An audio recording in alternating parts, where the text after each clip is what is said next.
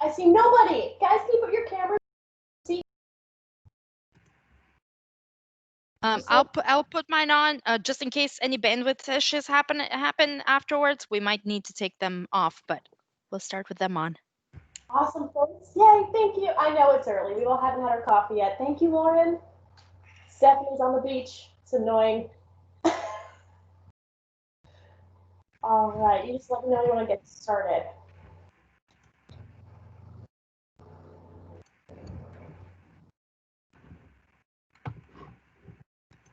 All right.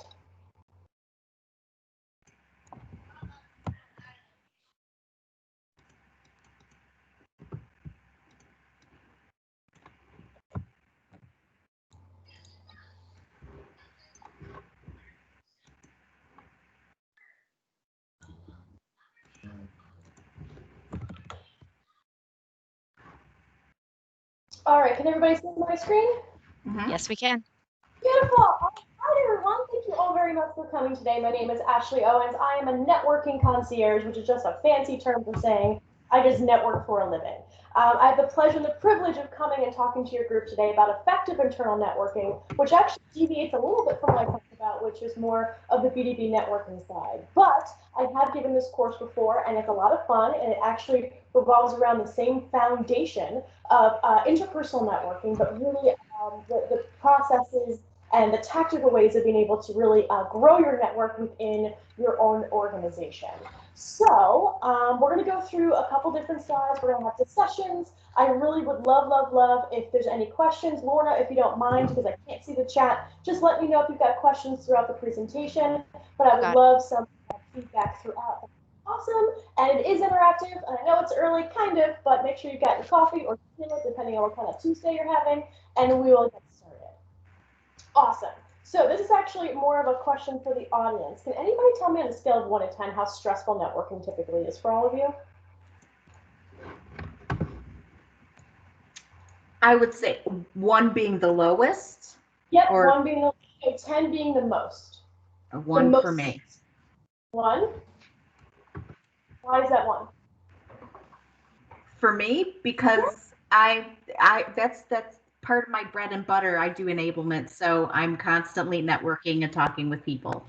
Oh, that's awesome. That's awesome. So it kind of comes naturally to you understand the value of nurturing a network, understanding how to communicate effectively with new people. Is that right? Yep. Awesome. Okay. And Ashley, we have some chat as well, and there's a lot. We've got several 3s and 4s, a lot of 6s, 7s, and some 8s. Ooh, 8s. All right. The person that said the 8, can you speak up for a second? I would love to know why it's an 8.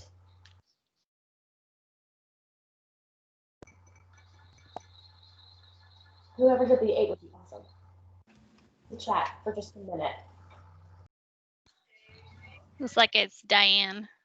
Hi, Diane. Diane, I've got a lot of coffee in me and I need attention. Do you mind telling me why an 8 is it was your number? Yes, hi. I know I don't need a coffee since it's the afternoon in Munich, in Germany. So, hey there. Well, I would say in normal time it's not stressful at all. It's completely part of my work, and I do it. At the moment, it's more stressful since we don't see anyone.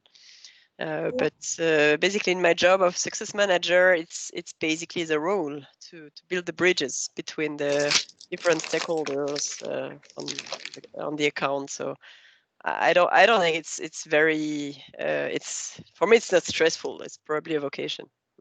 Is it more just the activity to be able to do, like what the activity is?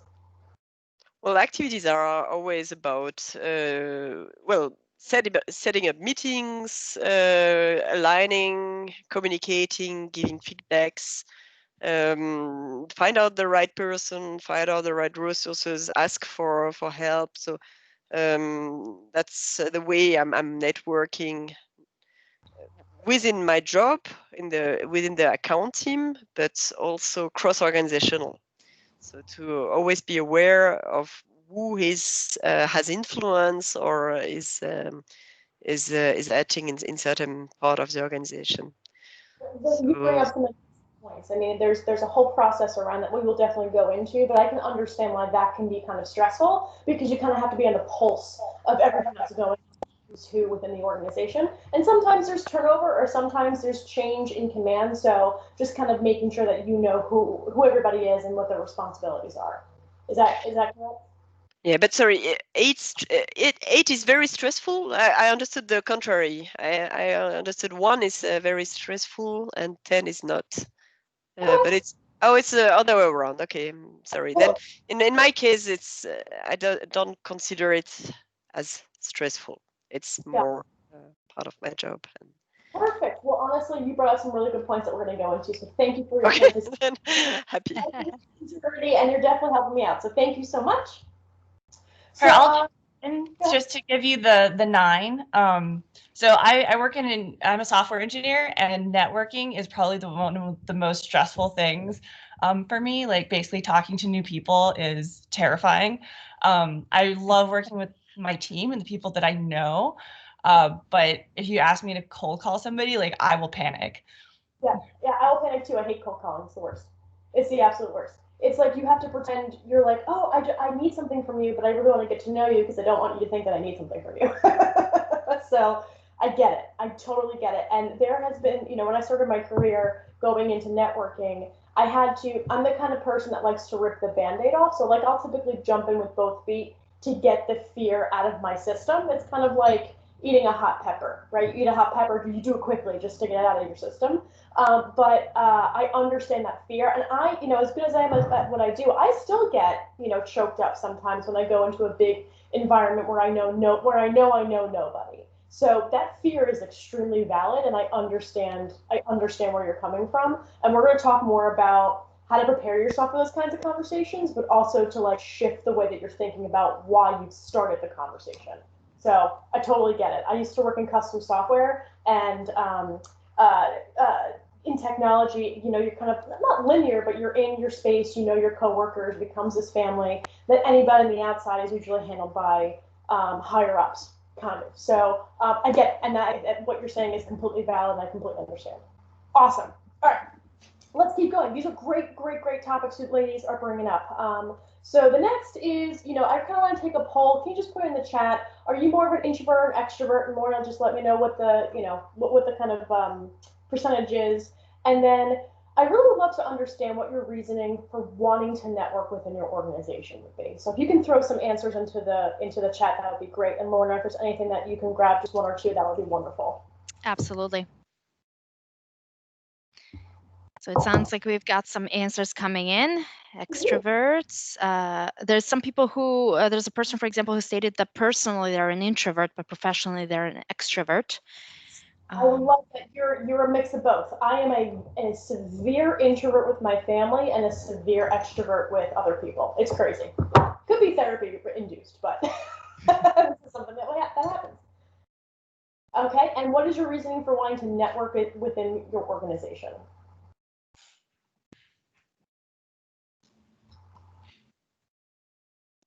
For me, I want to network because I want to do a lot of cross-team collaboration. Like, I've definitely noticed if I'm collaborating with a bunch of other people, we can build something so much better than we can build if we're stuck in our silos. And so even though I'm totally scared of talking to like new people, I do it because I feel like it's worth it at the end. 100%. And but you know what? I think that there's a mesh and a comfort of building a team or being part of a team atmosphere, and it kind of it increases your creativity flow, and it makes you feel more confident because you're getting affirmed by your other teammates that your idea was good. It's a whole human behavior thing. I totally get that. That's awesome. Okay, and then what is you guys had mentioned what your discomfort was with networking. I'm sure it's all across the board. Lorna, is there any comments in the section or any section? Yeah. So I would say that the extroversion versus introversion, it looks like we're 50-50. A lot of people who are introverts and a lot of people who are extroverts. And then in terms of your second question, it looks like collaboration is a really big thing and really creating a better working environment. Oh yeah, company culture is a big thing. Okay. And then discomfort with networking, I believe the woman who was talking before, I'm sorry, darling, I didn't get your name, but I understand the fear of kind of like, do you think it's a fear of rejection? Because I know it would be a fear of rejection for me when I first started, really kind of understanding the value of networking. Because it's an uncomfortable instance. Do you guys have anything else to say about that? For me, it's a fear of rejection, but also a fear of miscommunication. I've had too many times in my life somebody got mad at somebody or something bad went down just because there was a miscommunication. And communication is so hard. Yeah. Yeah, no, I get that. And especially when you're working in an organization where everybody kind of gets butthurt about stuff. There's you're trying to make sure that the communication is the most effective. I completely get that. Yeah, you kind of feel like there's a little bit of fear of not only miscommunicating but offending someone when you really just are trying to get something done. All right, awesome. And Ashley, we've got a couple of additional answers that I think were very good. The fear of being a burden when it comes to networking and taking someone's busy time, and then the fact that it feels unnatural. Okay, so the fact that you think that you're a burden, let's get that out of your system right now. You are never a burden because people genuinely want to help. They definitely want to help you in some way. And sometimes it's just the way that you ask is going to be a lot less daunting than just going up to them and saying, hey, I need your help with something. It's more of how are you being able to give them value and provide value in a way that's valuable to both people. So you are never a burden because we're all in an environment where we need to learn and we need to grow. So stop thinking that, because it's especially in an organization that's growing and collaborating with a company culture, you're not burdening anybody. You're just asking for 15 minutes of their time to pick their brain about a topic that is probably very important to them that they would love to talk about. And that last one, Laura, you mentioned? That last question? I think it was the unnatural, uncomfortable feeling of networking, which I agree with. Yes, it was, and I'm double muted. I apologize, but yes. We are going to definitely talk into that. Okay, perfect. So here's the agenda. We're going to talk about making successful connections beyond your department boundaries, right? Company culture, collaboration opportunities, and really being able to extend your own skill set within your departments, creating connections by asking your leaders, and then knowing yourself and knowing your audience, and then tactical tips and practical takeaways. So these are things that you can actually take immediately after the presentation. Feel free to take notes. I'm not going to provide these slides, but there's some really interesting areas that you can kind of take away. And I'm always here to help afterwards if you want to go into a deeper dive. But here's the problem with people, because let me tell you, working in corporate or working in an association, sometimes people are just the problem. What are the mistakes that most people make? Sometimes you have an invisibility cloak. People in your department or groups of let's say software engineers don't necessarily have the skill sets yet to be able to network effectively. They don't go outside their company to do their job. They don't feel like that they need to network. Like, what is the actual benefit of networking within your organization when you've got other people that are making decisions on your growth opportunity, your skill sets, and your project assignments? And then sometimes the mistakes that people make is that you're pouring most, not all, of your effort into doing good work and not really taking enough time to get to know other people. And then you're wearing a cloak of invisibility. That means that you are providing this cloak as a stronghold to your own skill sets. So think of it as identifying yourself in a way that is not actually the way that people should be seeing you. So if you are a subject matter expert in your field, you may have a higher up position, but that means nothing to the people that you're collaborating with. So how are you communicating that effectively?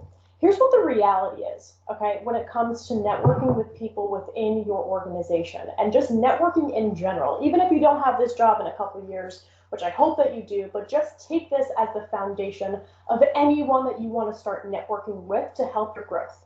So remember, only people who genuinely care are going to talk to you and not at you, like an Italian mother asking when you're going to have kids on Christmas. And then only people who genuinely care are going to want to help you anyway. These are the people that are going to want to say, hey, I have this resource, I have this introduction I'd love to give you, I may have something that can save you some time, I would love to help you. These people who generally want to help are out there, and they're also in your departments. And then only people who genuinely care are going to ask you for realistic favors. They're not going to throw you under the bus on a project. They're going to ask you, hey, they're going to ask you for things like, hey, would you mind proofreading this email? They're not going to say, hey, would you mind doing this project for me because I'm hungover and I can't do it myself. So think about when you're building up a network, you're not building a fan base or an audience. What you're building is an army. Who do you want as your general? Who do you want as your sergeant? Who do you want as your lieutenant? And who do you want as your soldiers? The reason why you think of it that way, because these are the people that are going to advocate for you when you're not in the room. But as the leader of that army, you have to do that 3 times more to be able to manage and to lead this army for those other people. So think of it as not just an audience or a fan base or people that like you in the department. Think of it as building up an advocacy program for you, your skill sets, so that way they'll fight for you when you're not in the room. Now, this is another good, this is another number that I want you guys to think about. If you could identify a number in your lifetime of people that you can maintain relationships and have social interactions with, what number would that be? So in your lifetime, what's the maximum number of people you can maintain relationships and have social interactions with? I can't see the water, so you got to tell me. I want to say it's like 10 for me. I feel like it's very low, and that's one of my problems. You're good. You're good. It's a little higher than that, but go ahead. Anybody else? There is a couple of numbers that are coming through the chat. Some people are in the lows, so 5 to 10, and then there's others in the betweens, 25 to 50.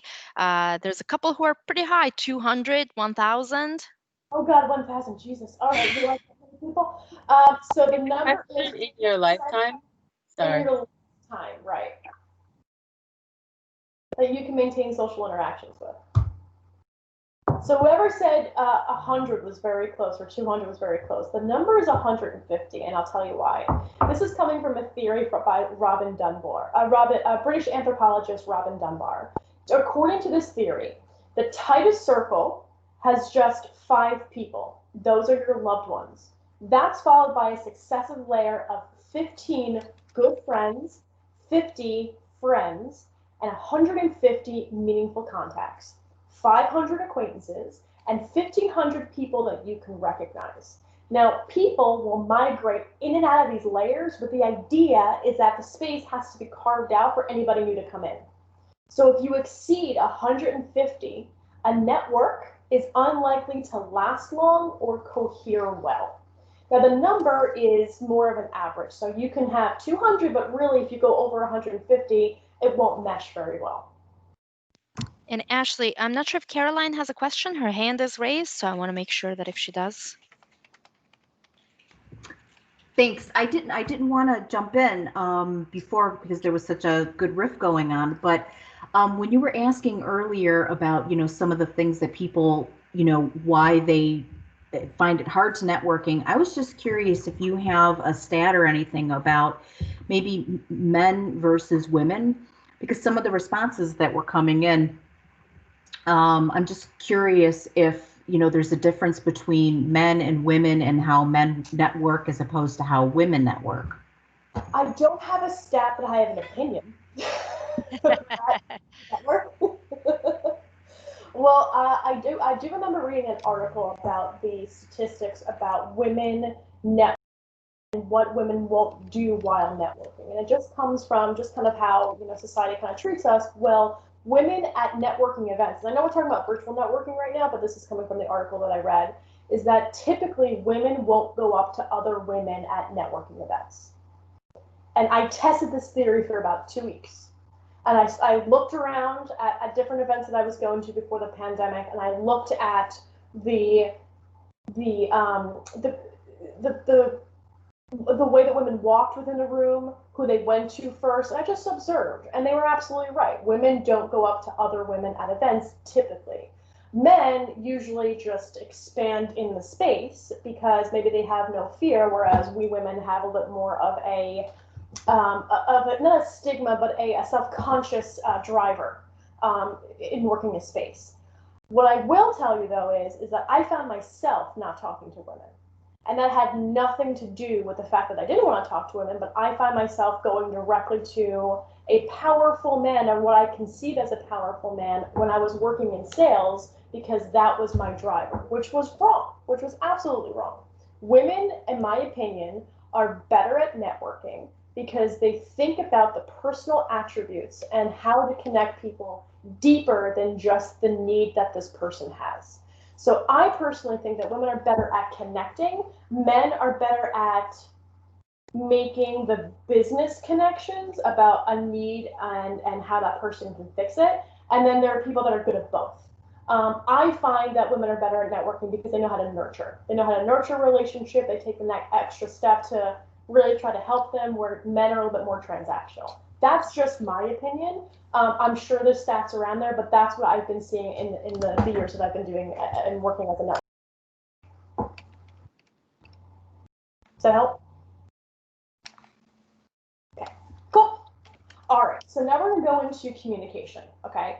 Everybody on this call has a skill set. You have a subject matter expertise, and my software engineer lady over there definitely has skill sets that I can't even begin to imagine how to even start. And I used to sell custom software, but I didn't make it, but I understand the value that comes with that title.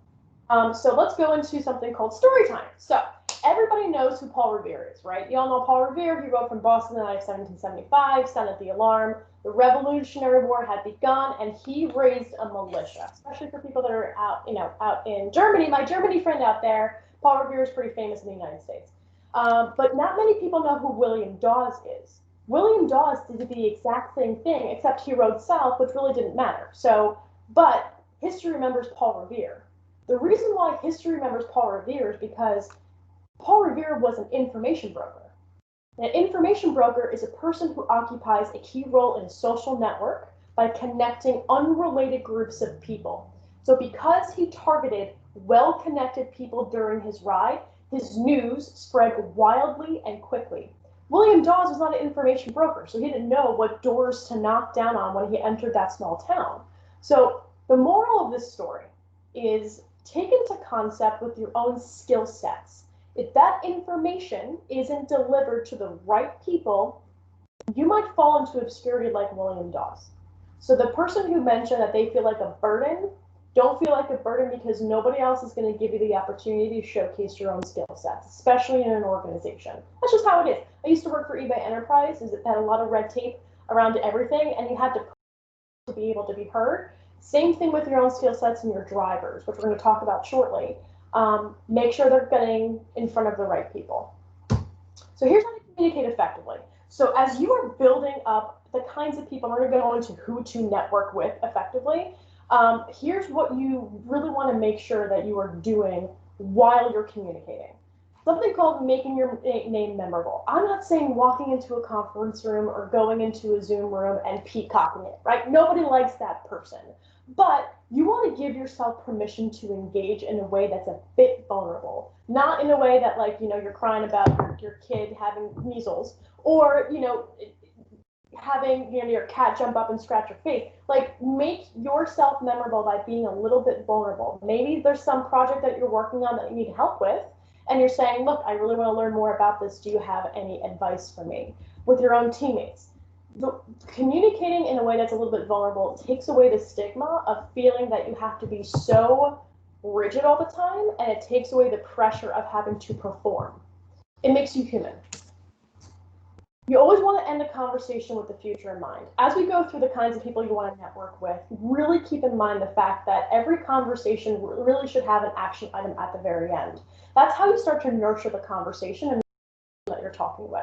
So think about, what is the call to action after that conversation?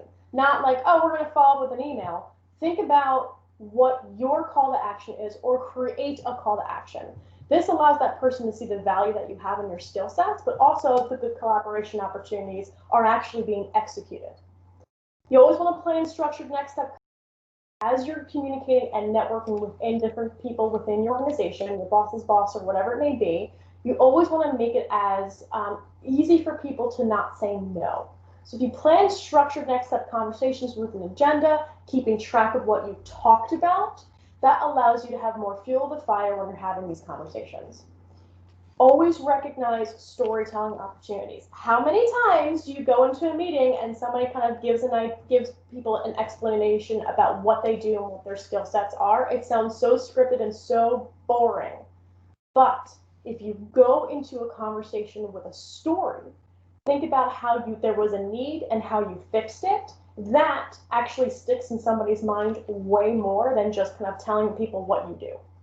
People do this in B2B, especially, or business to business, and that allows me to remember what problem that they fixed. So that way, when that problem does come up, maybe in a different department, I now have an actual example of how this person fixed it. And it also gives me more of an understanding about what their capabilities are. You want to build a diverse network. I swear I cannot stress this enough, especially this year, especially all the years that there's been so much oppression. If you do, people network with people that look like us. Okay, that's just a human behavior thing.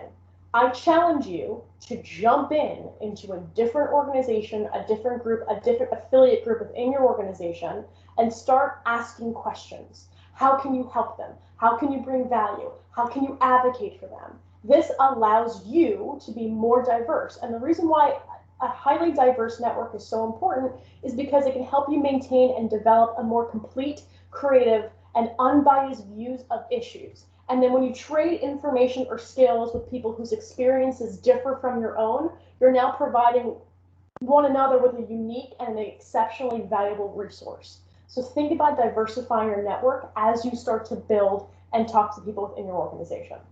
And then you want to track the value of networking activities. And the value is going to be defined by you. What is the value to you for this person's time? How are you giving them value? Maybe you're using a CRM system, and don't just stick to your target market either. Stick to and your target market could be, gaining value and information from other department heads. But when you track the value of your networking activities, you're now keeping track of who you spoke with, what different questions you could be asking, and then maybe what path there is to grow within the organization.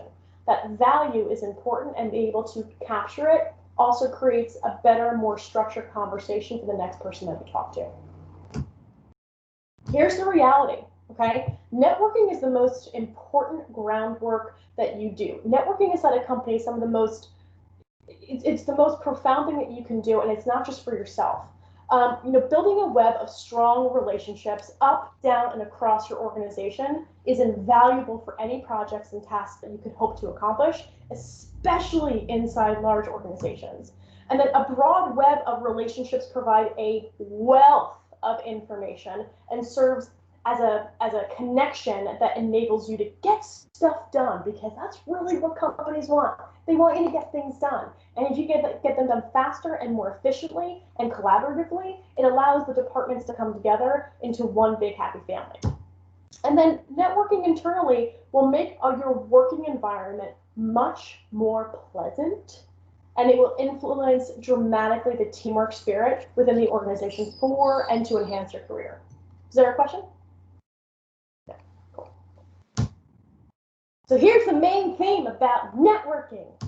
Networking is not about you. It's not about you. Nobody gives a damn about what your job is. Nobody cares. Networking is about leveraging people who and where you can help them to be successful. It's very, very important to recognize that networking on your behalf, in your area, is giving value. It's not just going to somebody and asking for things. There's a give and there's a give. There's no give and take. There's a give and there's a give. So by creating value, caring, and giving authentic attention to others, you are now creating yourself into a networker and to a connector. You want to go into these conversations with value. If you don't know what your value is, look at your job description. Your value, that's why people hired you. That's why you're in this organization. You have value. Maybe it's an insight into a resource. Maybe it's an introduction you can give to another department head. Maybe it's a process that you've been able to streamline to make your work go faster that you could share and provide. People recognize that kind of attention, and they recognize that kind of help, which only builds the relationship even further. Here are the people that you should be networking with. Your peers, starting with your peers. You want to network horizontally across your team. You now know how to communicate, and you now know what to do after every conversation. You want to follow up, you want to keep, have a conversation with the future in mind. We went through that, but here are the people that you should be networking with. You want to connect with stakeholders. Look at your responsibilities and projects. Who are the people who have interest or concerns for the work that you're doing? Network with them. Look for people in cross-functional organizations. Build relationships with people in sales, in finance, in HR, and IT, etc. Your boss's peers. Get to know the people who work at your boss's level and report that also report to the same manager. And then your boss's boss, his or her peers, and then any movers or shakers in your company. The movers and or shakers are, think about, I hate using the word influencers because it's so overused and it should be saved for Instagram and all social media, TikTok, blah, blah, blah, TikTok. Anyway, point is, movers and shakers are people that have some kind of influence in your organization. They're not peacocking it. What they're doing is they're providing value with their work that's getting noticed. I'm sure there's interpersonal communication with internal communications, maybe a blog, maybe a video, maybe a newsletter that goes out to the rest of the organization. Look at who's writing those articles and what those articles are about. You can utilize the article to extend the invitation for a 15-minute intro call to discuss the article, but now you've got information about that person that you can actually have a conversation with. So use these kind of areas to really expand your network, but these are the kinds of people you should be networking with. What do you say when you got the meeting? What do you say to these people? What are you working on? These are deep, meaningful business conversation questions. We're going to call them DMCQs. So by asking, what are you working on? The question is pretty easy to answer in a work context. But are you listening to the answer? Continue to ask yourself, who do I know and what do I know that might be helpful to this person? What's going well with you? Okay, that allows you to see what they're working on that they're proud of, that you could also pinpoint on how to help them, or at least get more information about what they're working on that excites them. Okay, this is a human-to-human interaction. I mean, again, really nobody cares about what you do, but if they love what they do, that's your interest. Is that you want to find out what they love to do and how you might be able to help them. Who are some of your best people and what makes them great? This is a great question, especially if you want to be on that person's team. It also identifies ways to qualify you as a person that might be able to join that team later on, but also figure out what makes a good team that you could bring back and also provide value to your manager, especially if your teams are a little shaky. And then what are you stuck on? This is a great question. It's the same kind of question that people ask when they're working in, they have their own businesses, of like, what are you struggling with the most right now? But what are you stuck on gives you a reason to help them. Now you understand what their challenge is. So you might be able to help them and provide value, or at least figure out a way to encourage them that's intentional. This builds trust. You're building the know, the like, and the trust factor internally. Here's the most powerful question that you can ask somebody. Your drivers, okay? This helps you understand how they see their world. What are your drivers is a fantastic way to see the intention behind what somebody does to make a decision, right? So senior leaders are often driven by revenue or market growth. Recruiters may be driven by the number of candidates in the hiring pipeline, and this also allows you to understand other people's drivers, to see into not just their world, but what makes them tick. That their path may be a path that you want to jump into. How did they get started? How did they do that? What drove them to make that decision? And then their drivers shape how they make decisions. And again, oftentimes internal politics come about not because people are malicious, and they don't like each other, but because they have a competing or conflicting driver. Whatever you do, don't get in the way of somebody else's drivers. Think of it as like a safe word, right? Especially if you are identifying ways to really grow within the organization, but you don't want to steamroll through somebody else. I'm not saying go into an environment where you feel like, you have to sit back on your own morals and values to go and to really expand your own growth potential, right? So as you're building up your own experience within your company, use what are your drivers as a way to either see the path or to see what path not to go down. Anybody have any questions so far? Nope. Cool.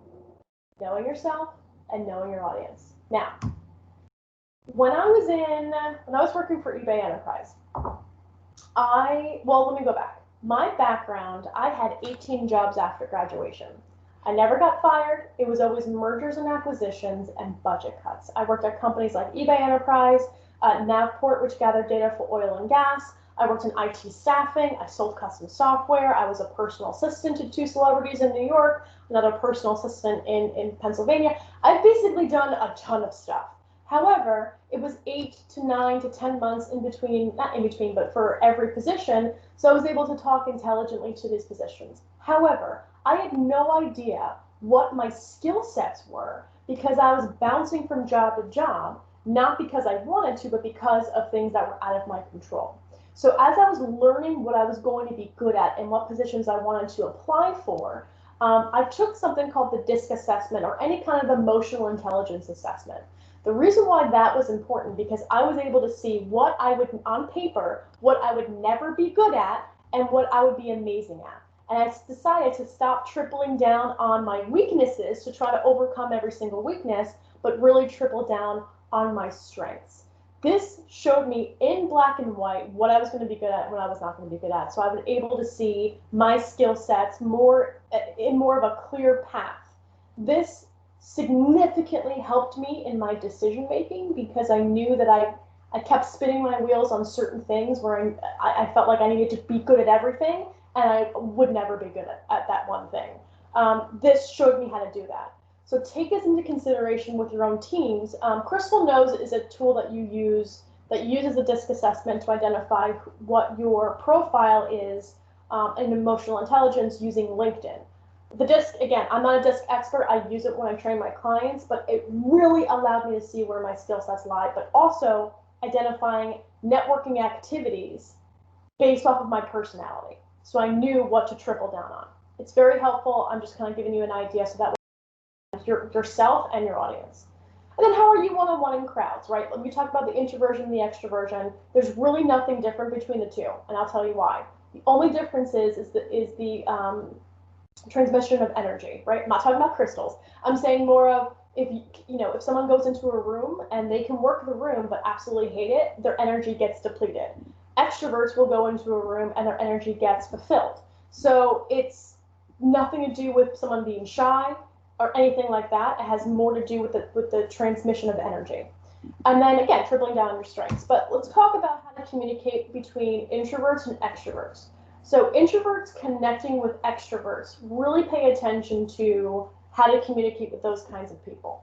So you want to own your space, okay, introverts. Give yourself permission to own the space that you inhabit. And extroverts, on our end, we have to give them that space, right? Don't crowd them. Don't, get into their face about X, Y, and Z. Like, let them own the space that they inhabit. Let them get comfortable. Introverts, always express your needs. Indicate when your boundaries have been overstepped. Okay, extroverts, show a genuine interest with the person that you're trying to connect with.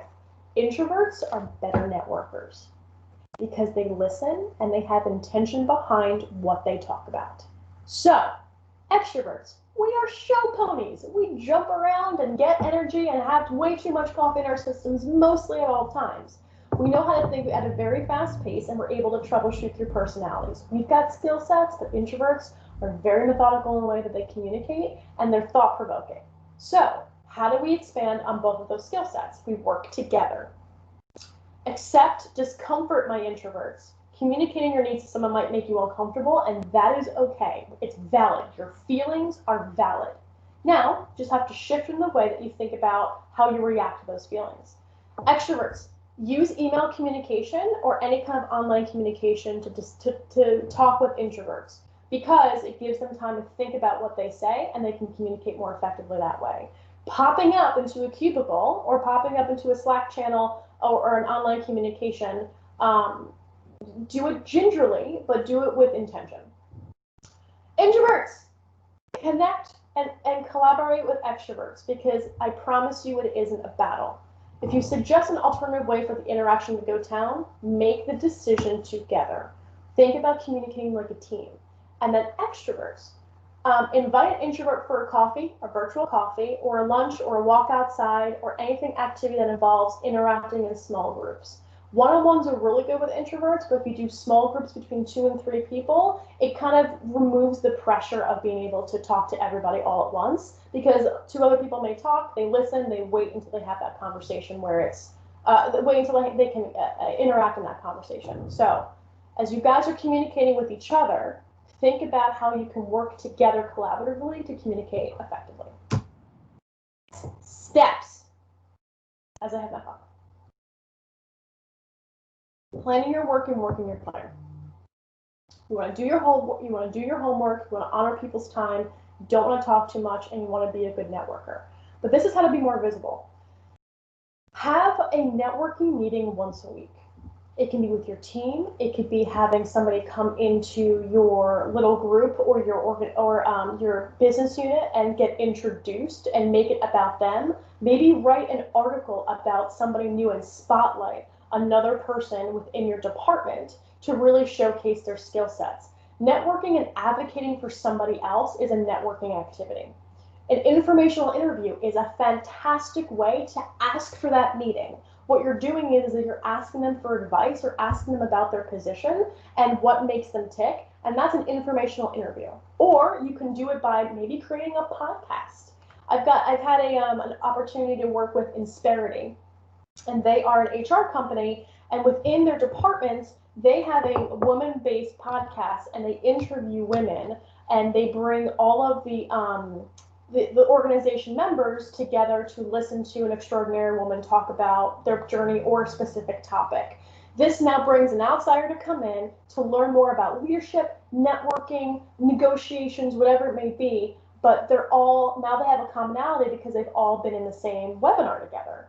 But it brings more attention back to the organization, and the person that they are bringing in to speak now knows more about the organization, and they also promote it. So advocating for other women, advocating for other men allows more collaboration opportunities. And then making people your champions. I talked about building an army. It's the same thing. You want to have people in your organization that will go to bat for you, or as I make it a little more dramatic, that will go to battle for you. But that means that you have to go to battle for them 3 times over if you're going to ask people to do that for you. If you have champions in the room, you never have to ever feel like you have to defend your decisions or your skill sets or prove to somebody else that you can do something.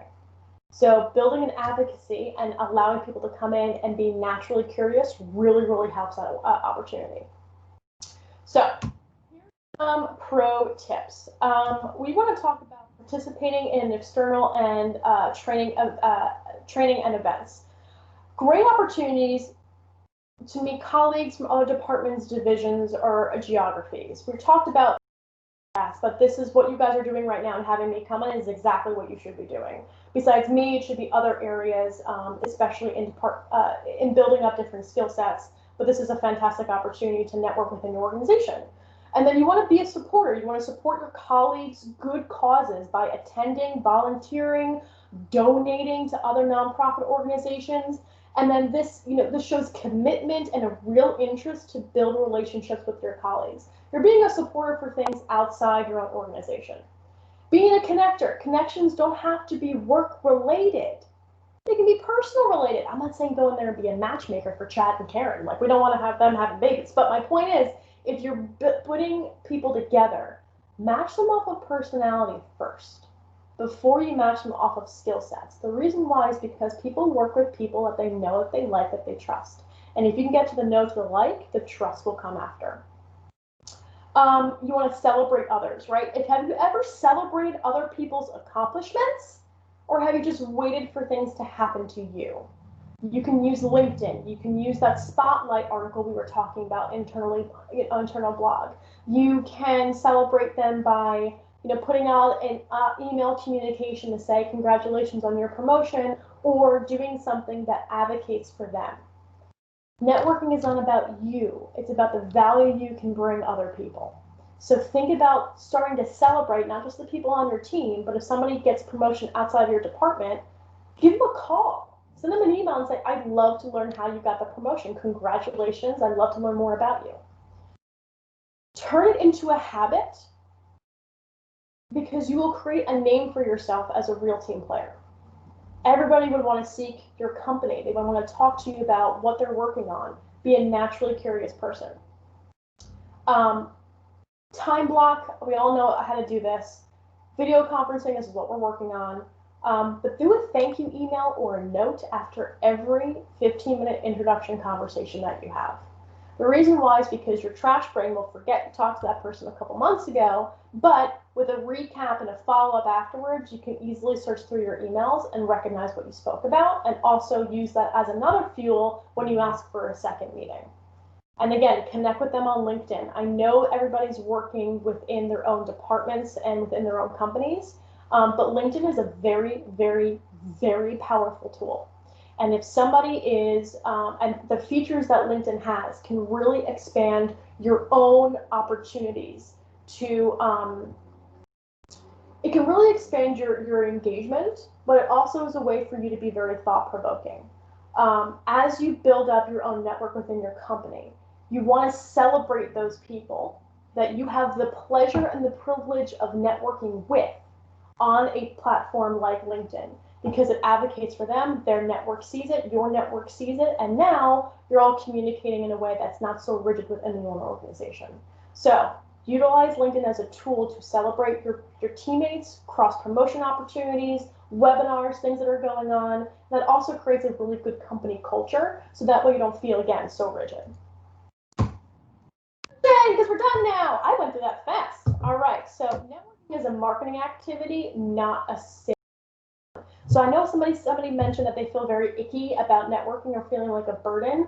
Think of it as, oh, I'm giving you my time because I feel like I can give you value in some kind of resource, article. I'm naturally curious about what you do. You are giving them value. You're not taking their time, you're giving them value. Knowing yourself, what kind of networker are you? How are you communicating that's effective? And what skill sets do you need to expand on to really make sure that your networking activity helps with your growth and your leadership skills throughout the organization? Knowing your audience, using that tool Crystal knows, which I'd be happy to give you guys an affiliate link with, is really great. And I can actually share my screen and show you what it looks like. Is a really great way to be able to learn how to communicate effectively with another person in your organization. I know that I use a lot of exclamation points. I don't use a lot of colors or emojis, but I'm very fluffy in my communication style. When I'm talking to a C-suite level person, I have to shift my brain into being very, very direct, right? With Crystal knows, by running the program on LinkedIn, it gives you options of how to communicate effectively with that person, like what to say and then what not to say. This helped me really engage in a way that was intentional and meaningful with somebody that I may have never met before. So utilize that as a tool to be able to really take a step ahead on how you're communicating effectively. Do the research on the person that you want to talk to. Don't just go into it blindly saying like, yeah, I think what you're doing is kind of cool. Can we chat? It's like, no, I saw that your background is this. Let's talk about, I want to learn more about what you're doing and what you're working on. Fail hard and fail fast and move on.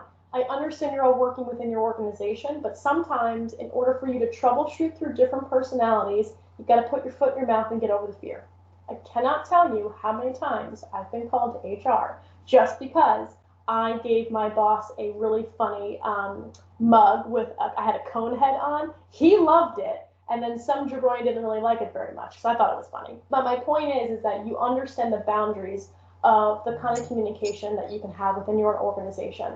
But understand that in order for you to learn what those boundaries are, you kind of have to push them a little bit.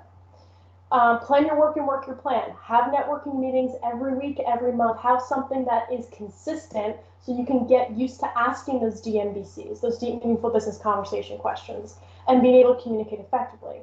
And then activity breeds results. If you're not doing any organization, prepare yourself. The culture becomes more of a culture than just a workhorse kind of organization. But it's up to you. right? If you want to be a better networker, lead it. Lead the advocacy. Build an advocacy program, build a group, have an affiliate group, but really run it in a way that's meaningful. So that way everybody gets what they want, which is value. That is it. Thank you all very much. Do we have any questions?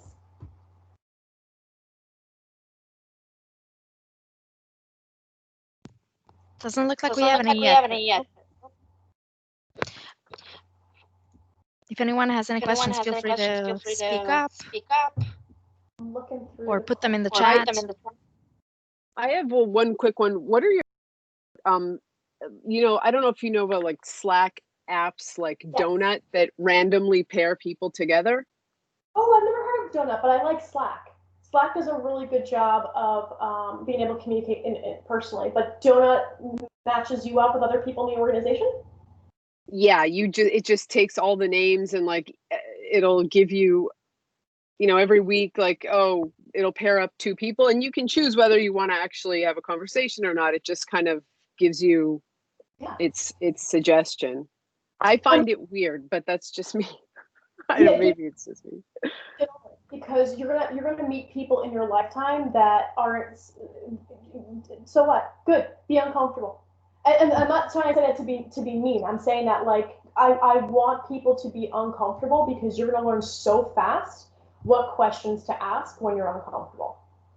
If everything was easy to communicate effectively with people, then you would be communicating with everybody no problem. Like if you just match up with somebody new, take it as a challenge about, okay, how can I help this person today with something? It doesn't have to be even business related. It could just be personality related. And if it sucks, if the conversation sucks, good. Now you know how to troubleshoot. I cannot tell you how many conversations I've had that have taught me life lessons of how to get out of a very uncomfortable conversation or a very aggressive conversation. And now I understand as a professional woman how to be able to manage that. So I'm not, when it comes up in a conference call or a meeting, I now know how to manage because I went through 3, Kevins who didn't know what, that I'm a woman and I'm not just in the kitchen. Like there's different things you can manage. It's weird, but it's exciting because you're taking all the effort out of actually searching for that person, and now you've got somebody new to talk to. Think of it as going to a bar and hanging out with somebody new who is interesting to you. Playing games. Great point, actually. Playing games. How many things can you help this person with? Like I talk to somebody new. Like, okay, I'm gonna do 3 introductions, but I'm gonna match you up a personality, and then I always come to the conversation with some fire. What I mean by fire is an article, a resource, or something that I could provide that could be very helpful within the organization. So whatever that is, you want to be the person that people come to. Think of it as like matchmaking new friends. Business is business. Forget it. Sometimes it's annoying. So maybe just make a friend. Maybe you get somebody that now you can complain to about stuff that's going on in the organization. They're like, I just need a vent person. Would you like to be my person? I have like 15 vent people. That's good. Sometimes you just need them. But like think of it as like the commonalities that you all work together. Think about their stories, how they got started, how they got the job. These are fun, being naturally curious. What's the worst that can happen? You gotta get off the phone call because it's weird? All right, won't talk to that guy again, or that woman again. Good, next. Anybody else? I hope that answered your question, Ron.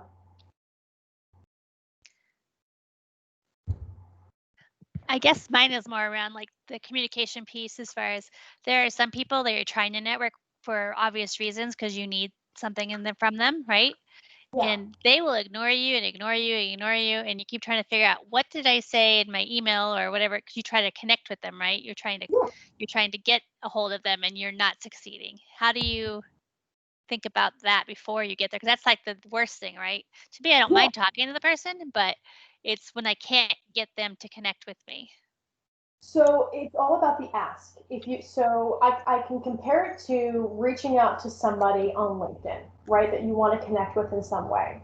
What I do is I use a template, and I'm going to break this down to kind of see the comparisons. I always talk in my email or in my communication style, I always talk about the value that I'm going to give up front, what the intention of the meeting is about, and then identifying ways that I can give them value. So it makes it so that way they understand what the conversation's about. They also may not understand the right best practices of what networking internally is. That's okay. You can educate them on that. So if you go into a conference or go into an email and say, let's talk about, hey Lorna, my name is Jennifer. I really like compliment. I really love what you're doing in this specific area. I was wondering if you've had 15 minutes for an introduction call. I'd love to pick your brain on blah, blah, blah. Like, be very intentional, especially for somebody who's higher up. They need those check boxes, and then give them dates that you're available and follow up with them afterwards. Worst case, they don't follow up, but that's not on you. You followed up 3 times asking for a meeting. The other thing you could do is you can give them a call, because everyone has their like extensions, and say, I know you're very busy right now. I'd love to put something on the calendar, because emails get lost and they may be running on whatever, department. That's okay. But you've made the effort, and now you've got record of making the effort. So if there's any, kind of shenanigans that goes on with your manager, be like, I've tried 4 other times. You can also go to your manager and say, here's again, I talk about evidence because we're working in an organization, but here's the evidence of me attempting to reach out. Do you have any suggestions? Crystal Knows also gives you ways of communicating with that person more effectively. So being able to run that on the person using LinkedIn, it'll give you suggestions and templates to use that might be a better way of communicating to that person and asking for that meeting. So like you're kind of coming to with some fire. Awesome. So Ashley, we're at time, but there's one more if you'd like to answer it in the chat. Doesn't it appear too nosy to be naturally curious? It's the way that you ask the question. It's the way that you ask it. If you go into the conversation saying like, I want to know how you got started, it's like, all right. Go into it and saying, how was your day? Lead into it. Don't think of it as you got to go into the conversation getting something from them. Being naturally curious is gradual. People know you, they like you, then they trust you. That's the path that you need to go on when you're networking. Go into it from a personal aspect, gradually into the professional part of it, but ask questions that you would feel comfortable answering as well. So the questions that I gave are a little bit more of an aggressive way of doing it. It's a little bit more structured, but start the conversation like you would if you met them at the bar or on the line to DMV, or find something that you both hate, because nothing gets you more friends than finding something that you both hate. So come at it in a friendship way and ask questions that you would want to hear as well. Questions? Awesome. Looks like that was it. Ashley, thank you so much. We greatly appreciate it, and we've gotten some great feedback. So looks like everyone loved it. I love Tracy's comment though. She says, I have to say I've done this a lot lately, asked around what others are doing to solve certain problems, and I'm always surprised how happy people are to share what they have worked on. 100%, Tracy. She's like, she never feels like she's burdened, and said she's made some new connections. Fantastic, Tracy. That's awesome. I could not have said it better myself. So Tracy she wins. She gets the gold star today. Thank you. You're very welcome, Tracy. You crushed it. You should be giving this presentation. I'm just a show bunny. Okay. Ladies and gentlemen, thank you very much for today. Thank you so much. It's so welcome. All right, and thank you, everyone. Have a great day.